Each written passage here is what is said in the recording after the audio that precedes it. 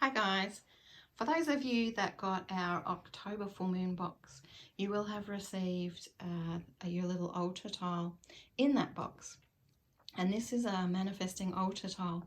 And while I included some information in there about how to go about using your altar tile, I wanted to also do a little video to make sure that you really understood the versatility of this particular tool and being able to use it again and again in the future. I personally really love altar tiles. I really love using the symbols and being able to really focus whatever it is magically that I'm working on. And so this is why I felt compelled to add one to one of our full moon boxes as well.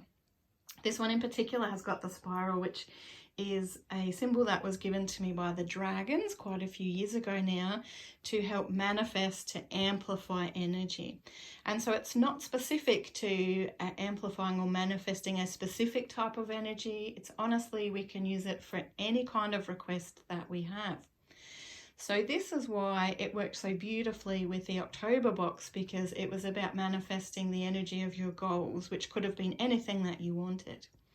Now we also put in that box a little strip with some extra symbols on it for you to get you started, whether you use them for this particular October spell or you just use it in future, or you create your own symbols to add to it, that's fine. But this is how it essentially works.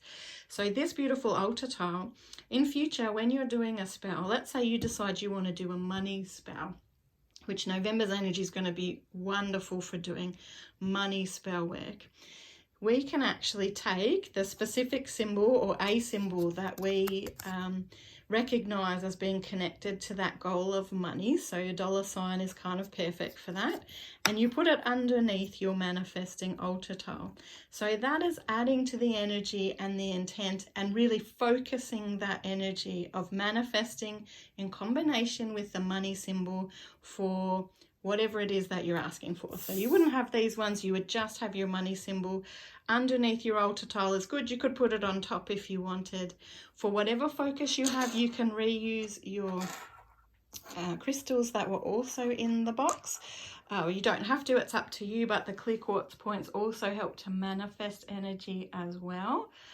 Pointing them towards your altar tile or your spell that you put on top of your altar tile will help to send that energy in. So something like a candle, we're actually focusing that energy on the candle spell.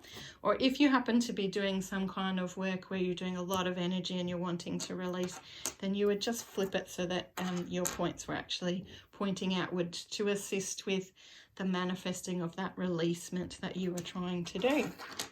So any kind of symbol that you want. It doesn't have to be something that's printed. You could even hand draw a symbol if you wanted, or as I said, you could put it on top as well if you wanted. The pentagram I thought is a really nice versatile one. It's really good for protection. It works with lots of different things. So if you were doing, let's say, some protection work, you could put your pentagram underneath your altar tile.